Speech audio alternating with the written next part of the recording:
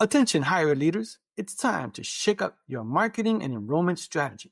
Join us at Insights EDU February 17th to the 19th, 2026 in Fort Lauderdale, Florida for a beachfront experience and the best higher education marketing and enrollment management conference.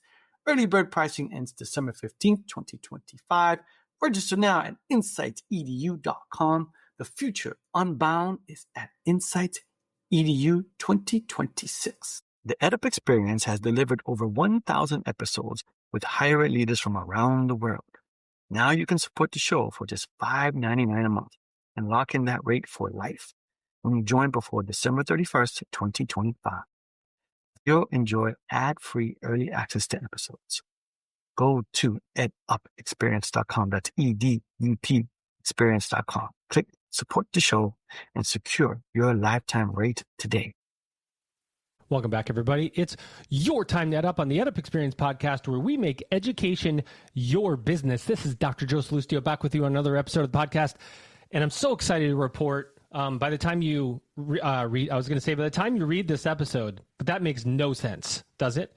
By the time you hear this episode, we will have passed 500,000 downloads of this podcast. 500,000 times our episodes have been downloaded and played from somebody's phone or device as they experience, if you will, hint, hint, EdUp, and all that we have to offer through the incredible contributions of college university presidents that we've interviewed, now over 400, and other administrators and business and tech leaders from all across higher education in the world, to the tune of over 1,100 episodes. We thank you so much for your support. Cannot say it enough. Thank you, thank you, thank you for listening and supporting Elvin Freitas and I and the work that we do. And with that, we've got another amazing college president here with us today. I'm in my midday. She's getting through her mid-morning, so a little bit of a time change.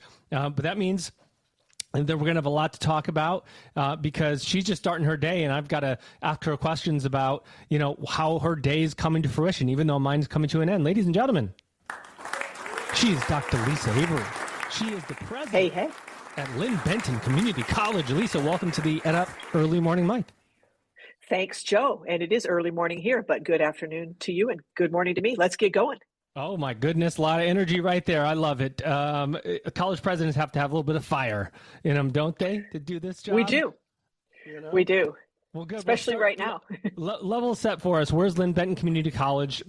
Physical location. Who do you serve? How do you serve them? Okay. Well, we are in Albany, Oregon, also a campus in Corvallis. Home of OSU, not Ohio State. I don't want to offend any Midwesterners. I'm a recovering Midwesterner myself, but Oregon State University is a good transfer partner right down the street from us in Corvallis. And so we're in Western Oregon along the I-5 corridor, somewhere between, I don't know if you could say Seattle and San Francisco, but we say between Portland and Eugene. We serve about 6,000 students and are known for our workforce programs. I'm hoping we'll get a chance to drill down into those later, and our amazing transfer program as well.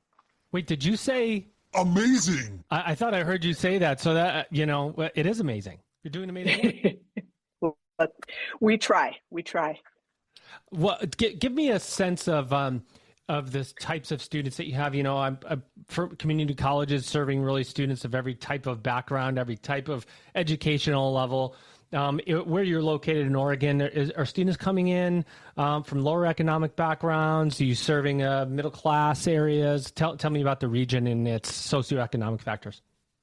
Yeah, well, community colleges being, serving who we are, we admit the top 100% of students, right? You don't have to be a math major, Joe, to think that's a pretty good number for us. Yes. We pride ourselves in not being a rejective institution. And we offer something to everybody from womb to tomb and hopefully everywhere in between. So a lot of early childhood ed all the way to thriving classes for seniors. Mostly, though, I'd say our average student is about 27, and we serve some into and right out of high school, and then a lot of workers who are coming back to upskill and reskill and try to figure out how to get a foothold in the workforce right now. So we serve a pretty good mix of students, and probably more rural students than many community colleges in the country. And for us, it's been a bit of a sweet spot in helping them to get good jobs. It's funny, something you said. It's got such a finality to it, but we talk about lifelong learners, and then you've heard like pre-K to gray. Oh yeah, I haven't heard that one. But... And I'm like, you can't roll that back any further. I like womb to tomb. I think we probably err toward the middle of that bell curve, right, of the lifespan. But right, pre-K to gray is another good way to think about it. And in fact, we do have a pretty thriving seniors community and better bones and balance. In fact, the number one source of complaints that I got, and college presidents, we have to have a thick skin. We get a couple complaints here and there, was during COVID, and we weren't able to run our better bones and balance classes early mornings. We couldn't do those face to face, and that was we didn't realize how many seniors we served and how strongly they felt about that. And for them, hey, it's a great health and wellness, and for us, it's a nice way to engage the community and bring in supporters too for the college. But yeah, also we do parenting ed all across Western Oregon and some kind of cool collaborations with other community colleges in the area so that we try to share and save resources for our taxpayers. So yeah, it's an interesting time in higher ed, as you said. Yeah, and it is from a regulatory perspective, from a redefinition of who a student is. There was a New York Times article that just came out recently, and it was talking about, the assumption that a student's going to this Ivy, brick, yellow brick roads type of situation. Like that's not who the student is anymore. Students are modern, they're technologically savvy, they're sometimes parents and working and in and out and part-time and stitching things together sometimes with Band-Aids and glue in their life to make it through and get to this end goal. And it's not so easy as we make it seem sometimes. Yeah, I would definitely find that to be true with our students. Like we have built out, we finally have we've reopened our daycare for student parents, and it's full with a waiting list, which is awesome, so that they can have their kids here while they're in school or while they're working, and it helps to serve the community too. But yeah, I think we have to really kind of refresh the notion of who a student is and what their life looks like, right? And I also think I would add to what you said, that some students not only are part-time, but they're attending multiple institutions simultaneously. And even to talk about like higher ed transfer, which is one of my favorite topics. We don't have hours and hours to talk about that. But if we were to break it down and look at charts of how real students do this, it's not that they spend 2 very neat sequential years at my college and then 2 very neat sequential years at our partner institutions like Oregon State or Western Oregon here. It's back and forth and lateral transfer between community colleges, right? Like they might find that we've got a pretty awesome physics class, which we do, but they want to take a math class from a neighboring community college because it's at a better time of the day or has a cheaper book, or maybe they've got a good faculty member too. And so they're enrolled at the same time with us, and then going to try to put all those transcripts together and get a receiving institution to eventually award them a baccalaureate degree.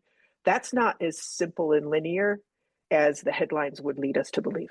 And that doesn't count any student who starts out of state, comes in with a transcript from 3 institutions, comes to your community college with classes from Oregon State, from this school, from that school, and 3 that are out of state, maybe 1 private, 1 community college, 1 state school, and goes, how many credits am I going to get for all this? And it's like, oh boy, why don't you wait?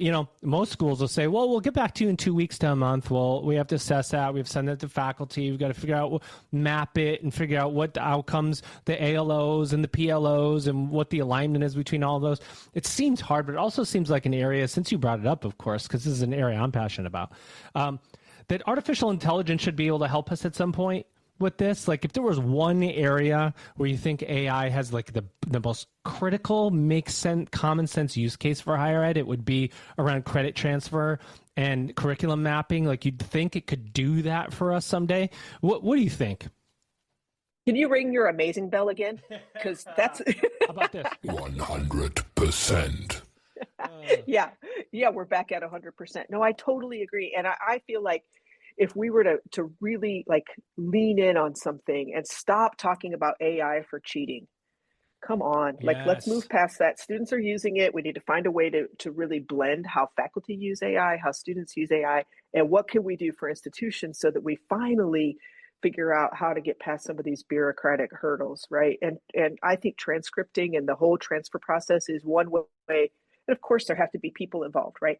But at the end of the day, AI could help to decode some of the complicated transcripts that students bring us and help get them on the path to a good job quicker. And I think institutions would be happy to have that help. I don't know what it would look like. And I'm like, I could never be accused of being a programmer, but at the same time, it seems like a missed opportunity that we're not jumping onto it yet.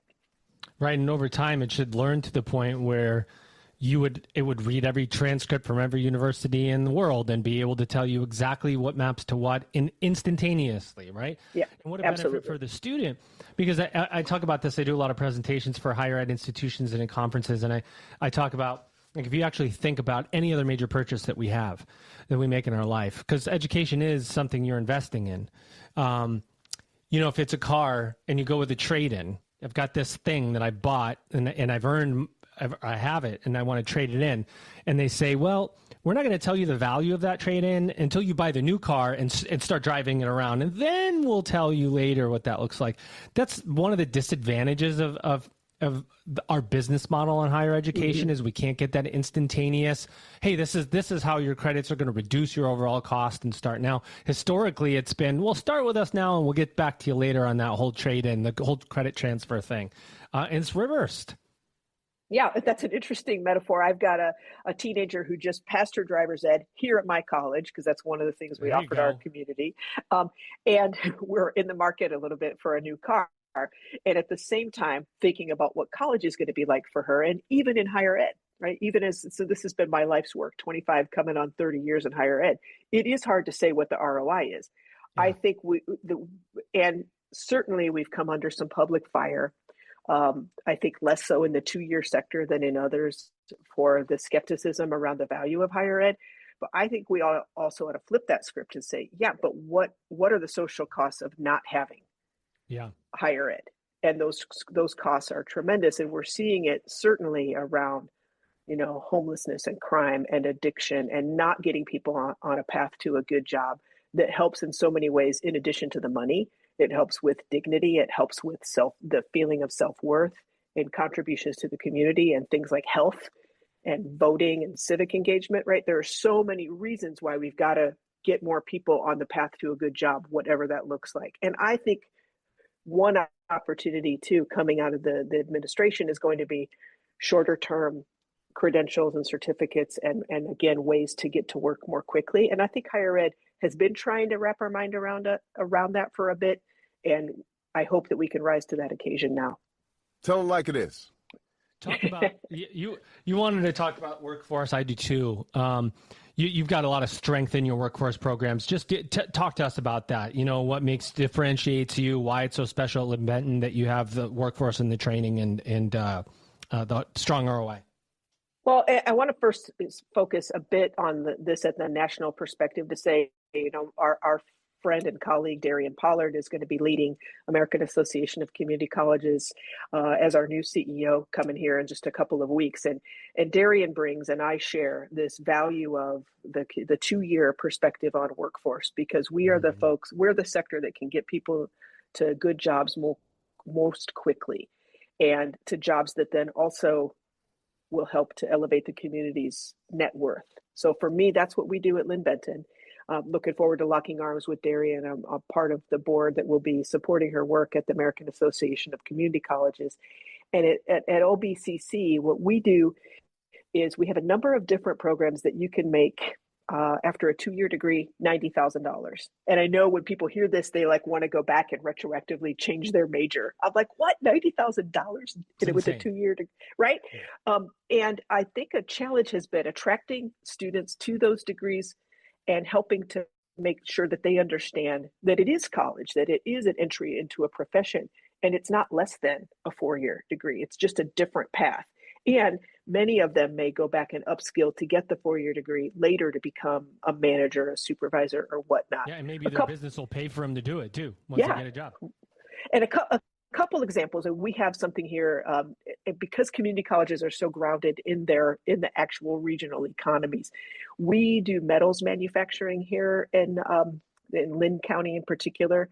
And so we have a program called non-destructive testing. And this is when it's actually, we get a lot of people who have had an injury or for whatever reason don't want to be in the factory and the direct manufacturing space anymore, but they can support it through testing, obviously through non-destructive methods like ultrasound and X-ray and whatnot, testing to make sure that those metals are sufficient quality. And like, if you want to be on boats or airplanes, and I like both of those things, you want them to be manufactured correctly.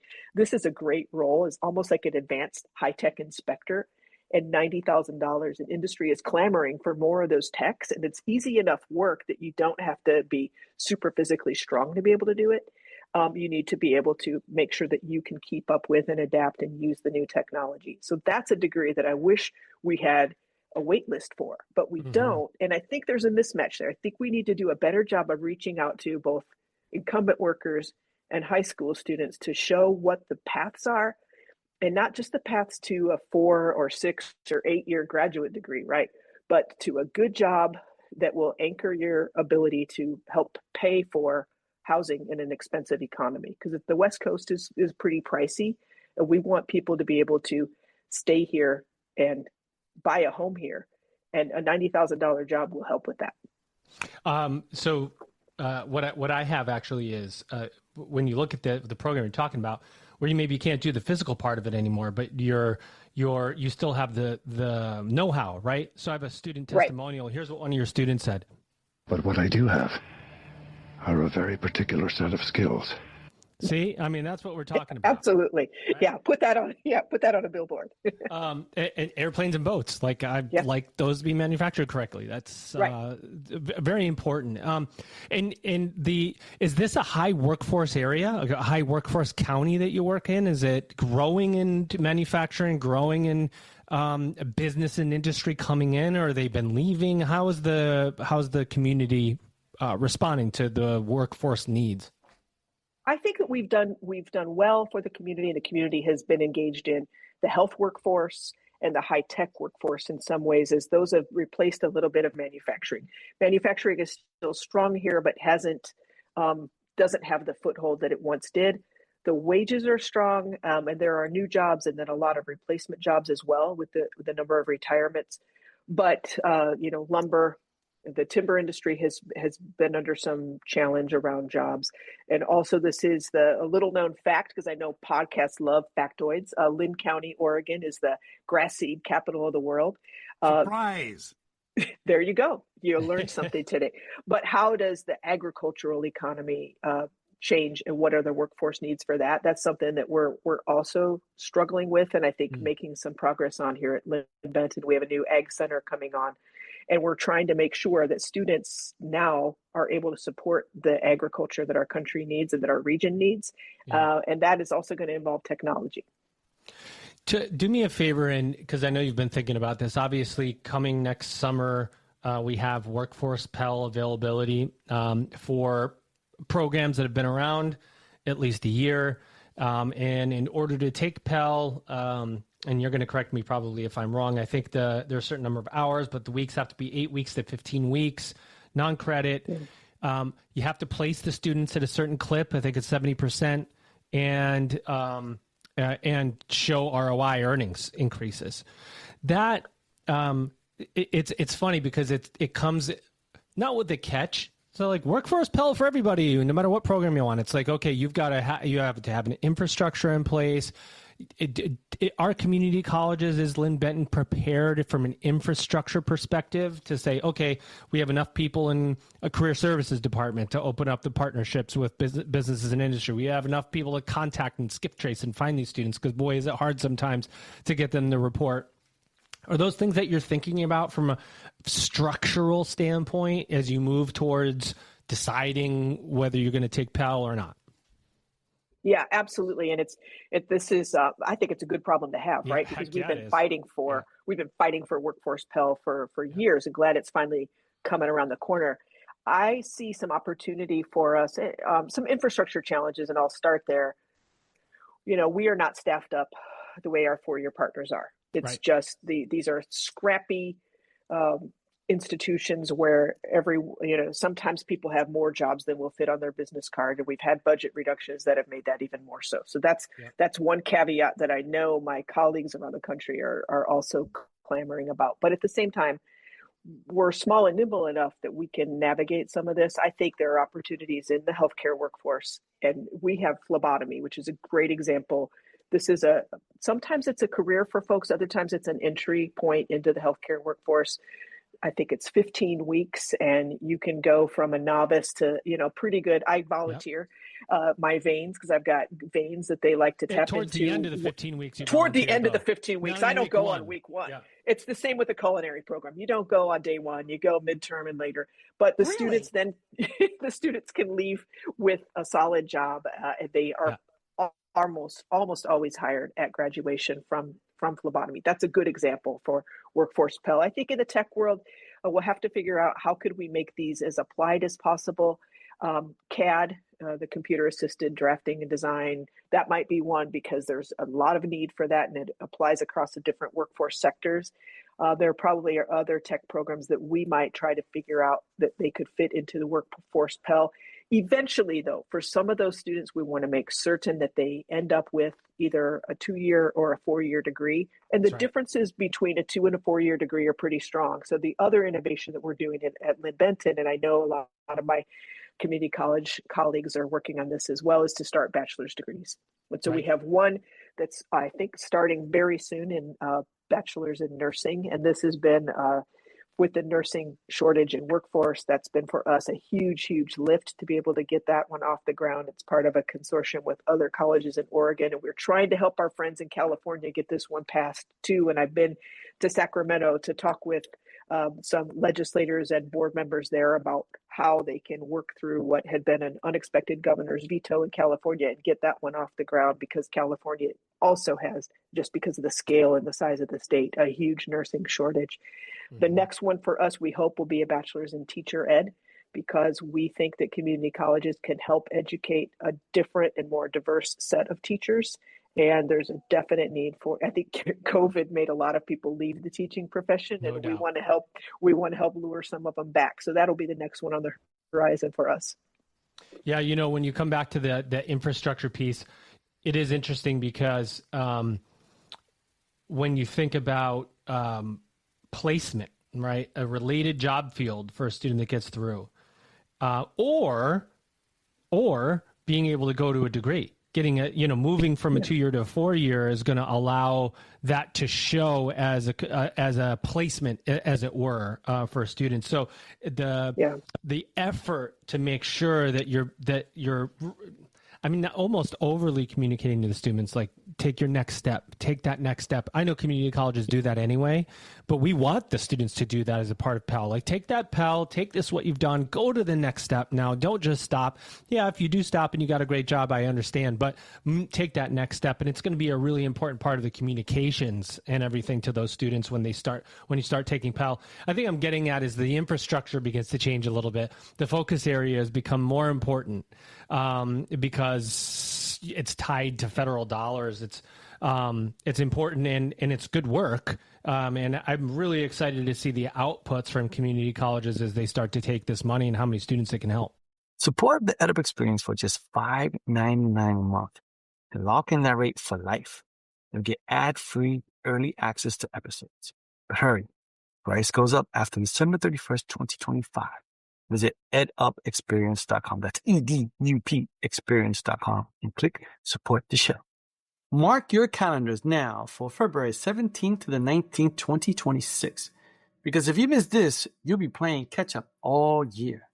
This is the Future Unbound and the most important higher ed marketing and enrollment management conference of 2026.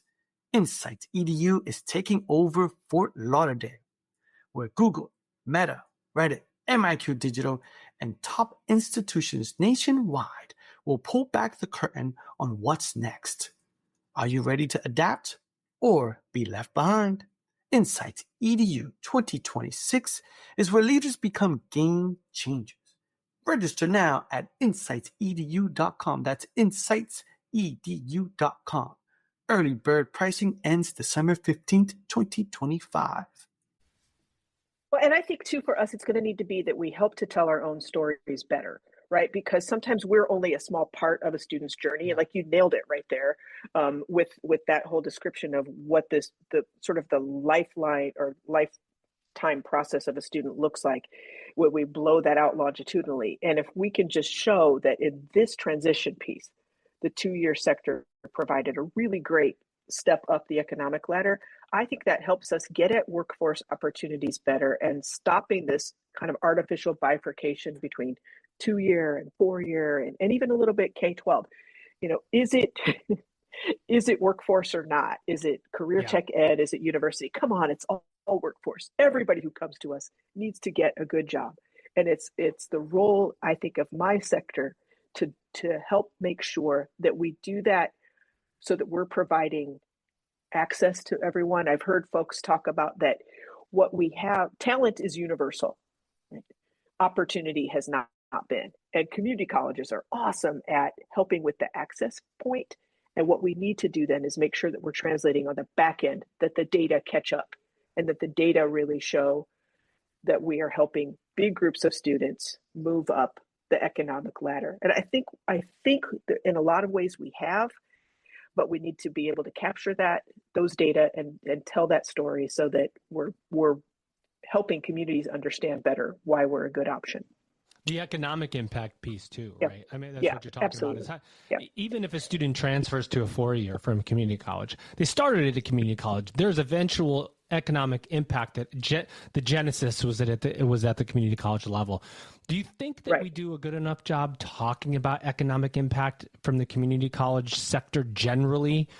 Or do you think because students are sort of passing through 2-year to 4-year, that we don't nail it down as specific as we could? I think we don't nail it down as well as we could. And also the alumni piece, right? Like you probably get lots of mail from your institutions that you went to. I do too. They're all very, and I went to Publix. I went to University of Illinois in Chicago, went to Ball State University in Indiana, and they like to send me, some fancy mail.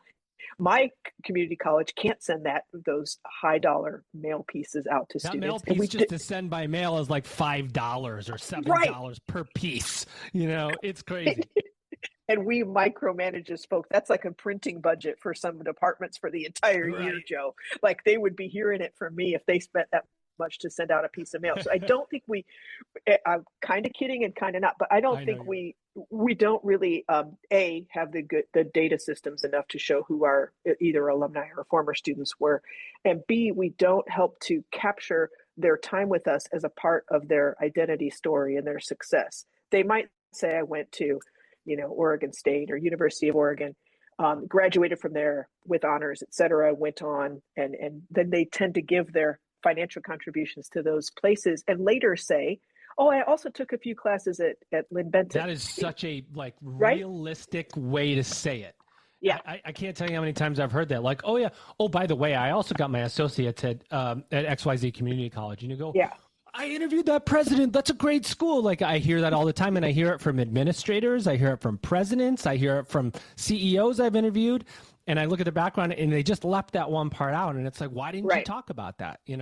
Right. And it's fine if they give their contributions to other places. Although, a dollar or two here goes a lot further than at other places. But in addition, we just want to help when they tell their story at the Rotary Club or when they're speaking in Congress. We'd like them to also remember the opportunities that they got, because sometimes it was that they had a second chance to take a math class, for instance. We get a lot of those students from the university, or a third chance to take that math class. Other times it's that their family needed them to start at a lower cost institution for the first 2 years and then transfer. Other times, like I said, it's a mix where they're doing all of those at the same time. And we just want to make sure that we are given a little bit of credit for that. But I also think the 2-year sector needs to step up and stop being kind of the young, scrappy, and hungry from Hamilton, and also kind of stake our claim. And I think that this whole emphasis on workforce is very much going to give us an opportunity to do that. And I hope we take advantage of it. Let's go. You, timing is everything. And so you're on the board of the American Association of Community Colleges. For the first time in many years, you were a part of bringing on a new CEO, Dr. Darian Howard, who was previously at Nevada State, who I got to interview. All fire. She's all fire and ready to just like launch out of that shotgun, I know.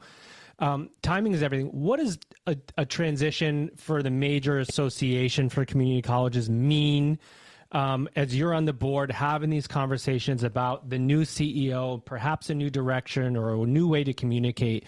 What do you think needs to happen for AACC, for the board to continue to affect higher education in a positive way?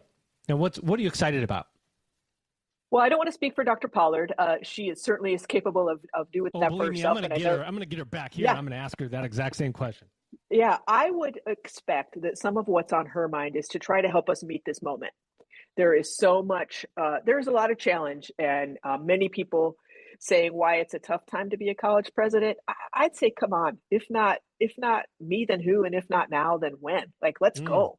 As you said, it's time for us to step up and step in. Right. And rise to that. And I think, knowing Darian, I suspect that that's where she'll go. And trying to corral the 1,100 institutions nationwide into speaking with one voice about workforce and about opportunities and access for students. I think that she will help us to craft messages that are not about partisan politics, but that are really about, again, engaging students who maybe don't see themselves as part of the education or workforce right now, and corralling all that talent into finding the right opportunities for them and for the sector as a whole to step up and step in and get some wins here for our economy. Do you think that's true?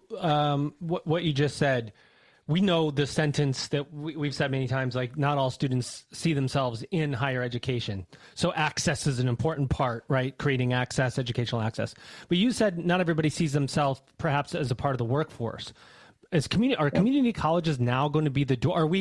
Is there a rebranding almost that, or maybe it's not a rebranding, but an exclamation point perhaps that follows the sentence that community colleges are the way into the workforce of the future? I think there should be, and if not, it's a missed opportunity, because there's just a lot of disengaged, disaffected folks. Like we hear from this. I think social media gives them maybe a bigger platform than they should have, and so and community colleges, one thing that we offer is this very like localized, we live in Oregon, so everything is like local and organic, but it's true, right? Nationwide, there's 1,100 community colleges, and we're in more congressional districts, in more rural areas.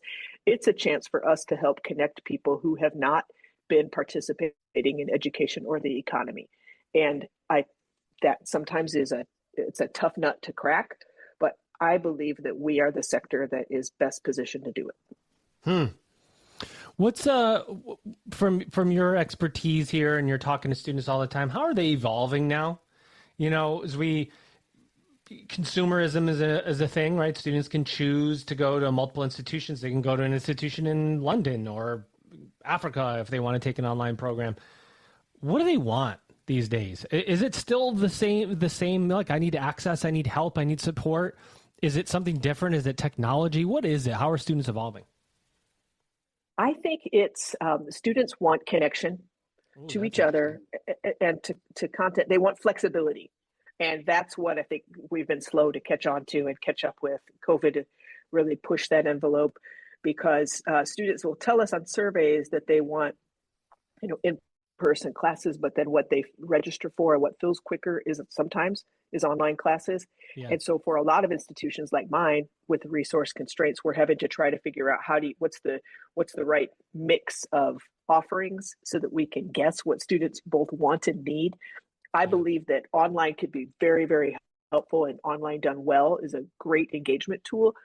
And also that relationships and connection relationships and connection between students and faculty and students and each other are really what will help them succeed. And so building that social capital for students while they build their academic capital, that's something we spend a lot of time on. And at a 2-year campus where it's mostly commuter based, that is a challenge. And so for us, it's a lot of work-based learning, apprenticeship, and also applied learning in even classes that are typically not necessarily applied. We need to not talk as much as instructors and have students talking more and engaging more with each other. And I taught for a long, long time. That's a challenge in the way that you kind of got to flip that script, but students definitely want and need connection and engagement. I think they came out of COVID hungry for that. And for institutions to step up, they need to figure out what's the best way to kind of curate those connections toward academic success. That's interesting. Yeah. It really is, and especially the whole AI for when you said at the beginning, AI for cheating. Like, there's a big, it's to focus on that right now. I always said that we are all engineered to hack. When we have a new tool in front of us that's going to help us do a job easier, quicker, faster, every single one of us takes advantage of that tool. Some perhaps use it in to replace the effort, and that's not something you want. Like, plagiarism is still real, but for students who used it to try to enhance their work, that is going to happen. They're doing it anyway. How do we take that and go, you know what? I've said it many times here. It's assessing the inputs instead of the output. How do we move to a front-loaded, critical thinking input assessment versus, because the output, you have programs that can make an output. I can get to this output, but how did I get to it? What did I do? What puzzle pieces did I put together? What was my prompt? How did I re-engineer it and revise it and all of those things to get to this output? That's where the critical thinking is sort of shifted from the end to the beginning in a lot of ways, which is it's a phenomenon that I'm seeing as I look at curriculum, as I talk to presidents. And then how do we take this tool and help ourselves in our business? How do we make ourselves faster? Transcript, evals. I say that one of the biggest problems of our time as administrators, when we look back 50 years from now, we're going to say these administrators had to figure out how their on-ground proximity-based student who was coming to in-person classes, at what point did they start selecting online classes?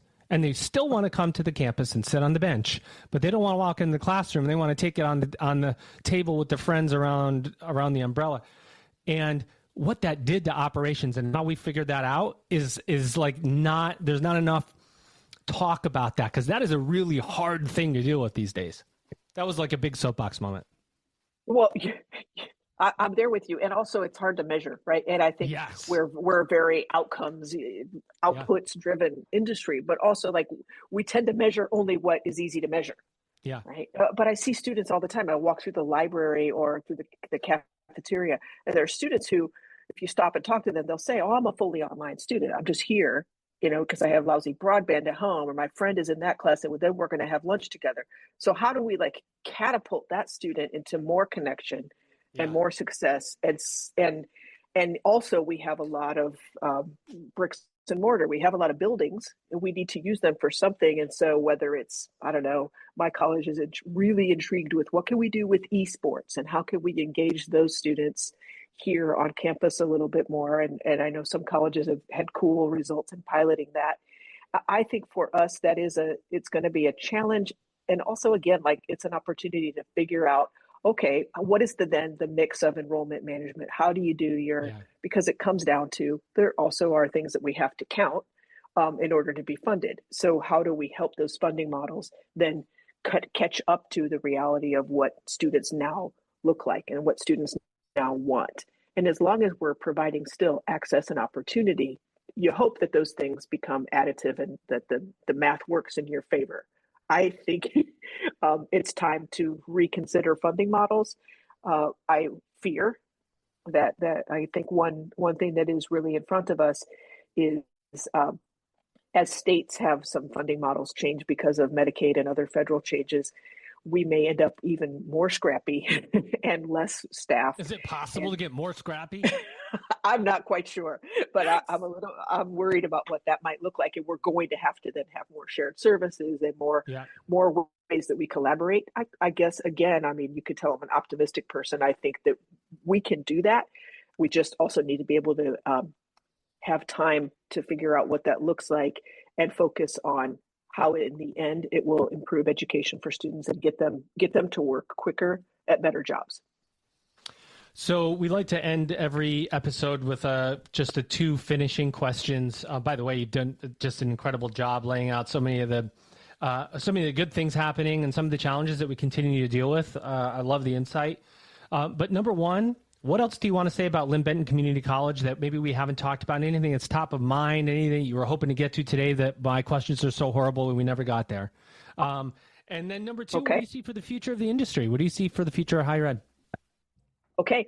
At Lynn Benton, our mascot is the Roadrunner, and it was named such. We don't have Roadrunners here in Oregon, but it was named such because our folks were teaching at lots of different campuses around our district. And I kind of love that metaphor when I think about all that we do for the community. And if we just could like put that into I'm dating myself, but to the Roadrunner cartoon, there was some fun stuff that happened there, and the ways that that our faculty in particular just do all kinds of crazy things to help lift up students. They teach here because they wanna. They maybe could work other places, I'm sure, that would pay better, but they like the small classes and high engagement with students. And that, like, to me, that's where the magic happens. What was the second question, though, about the industry? I just future? wanted to What's say before going I on? remind you the second question. Am I correct? Was it Wile E. Coyote that was always chasing the Roadrunner? Yes, it's somebody blows somebody else up. So that may not be the world's best metaphor, but hey, No, it's good. the whole industry is getting blown up. So it's like, great let's because go. The Acme anvil would always miss the Roadrunner. Like you're always running fast enough to avoid the headwinds that would. Yes. Yeah, I think it's a great metaphor. I think it's great. What do you see for the future of higher education? I see higher ed rising to the moment and finding a way to transcend some of these fake silos that have been put in our way, and finding a way to speak with, I hope, one more unified voice about providing opportunities for people to transcend some of the real economic challenges of intergenerational poverty. It's now or never, and it's time to step up and step in. And I really think our colleagues in the university sector are ready to. So like, I hope that we can lock arms and get to it. Well, there you have it, everybody. I have to tell you, I really enjoyed this episode. I don't think my guest knew exactly what to expect when she came on here and she said, "What the heck is going on today?" And I said, "I don't know. What are we doing here?" No, we figured it out along the way. Lisa, thank you for such an incredible episode and the insight that you provided and the great work that you're doing at Lynn Benton and also for AACC as a part of the board for the greater community. My pleasure, Joe. It was great to be here. Ladies and gentlemen, she is Dr. Lisa Avery. She is the president at Lynn Benton Community College. And you know what you've done? You've just EdUp'd. If you think you can coast into 2026, think again. Insights EDU is coming February 17th to the 19th, 2026, and it's taking over Fort Lauderdale for a beachfront experience. It's the event that will flip your marketing and enrollment strategy on its head. 3 days, over 65 expert speakers, and over 40 sessions. Zero fluff. Just powerhouse strategies from the most anticipated platforms like Google, Reddit, Meta, MIQ Digital, and the most forward-thinking schools in the nation. You'll get the real wins, the bold ideas, and the hands-on tactics to grow programs, drive engagement, and create the student experience today's modern learner demands. The question is, are you ready to lead, or will you get left behind? Mark your calendar, bring your team, and secure your spot at insightsedu.com. That's insightsedu.com. Early bird pricing ends December 15, 2025. See you in Fort Lauderdale. EdUp Experience has brought you powerful conversations with more than 400 college presidents and higher ed leaders, over 1,000 episodes and counting. Now, we're inviting you to join us in shaping the future of higher ed podcasting.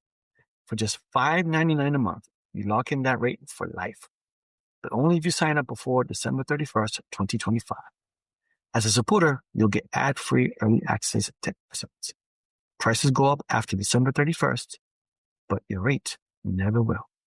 Visit edupexperience.com. That's EDUP experience.com. Click support the show and join our community today.